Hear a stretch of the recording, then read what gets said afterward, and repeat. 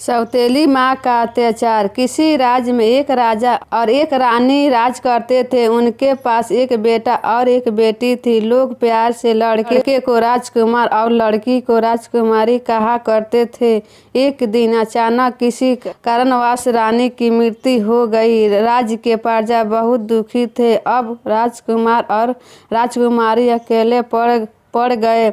कुछ दिन बीतने पर राजा ने दूसरी शादी करने का फैसला किया। राज दरबार ने राजा को दूसरी शादी करने से मना किया, परंतु राजा ने दरबारियों की एक भी न सुनी।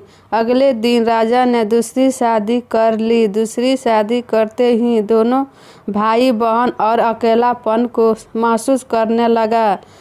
राजा नई रानी के प्यार में लीन हो गया। राजा के पास 14 जोड़ा गाय थे। उसमें से एक धेनु था। नई रानी को 1 साल बाद एक लड़का पैदा हुआ।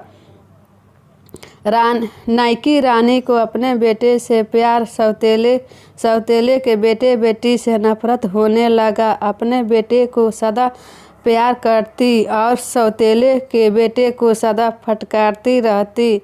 अपने बेटे को दूध मलाई खिलाती, सौतेले के बेटे को सदा फटकारती रहती। अपने बेटे को दूध मलाई खिलाती और उसको खुदी चुनी का रोटी खिलाती। राजकुमार खुदी चुनी को लेकर धेनु गाय को खिला देता था। बदले में धेनु गाय भर पेट पिला देती थी। कुछ दिन के बाद मन ही मन रानी सोचने लगी मैं अपने बेटे को दाल भात दूध मलिदा खिलाती हूँ, फिर भी स्वास्थ्य ठीक नहीं है, और उसको खुदी चुनी खिलाती हूँ, फिर भी उसका स्वास्थ्य बहुत अच्छा है।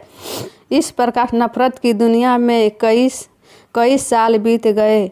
एक दिन की बात है, धेनु गाय राजकुमार से बोली, राजकुमार, जब से तुम्हारी माँ मर गई है तब खान पान दुश्वार हो गया।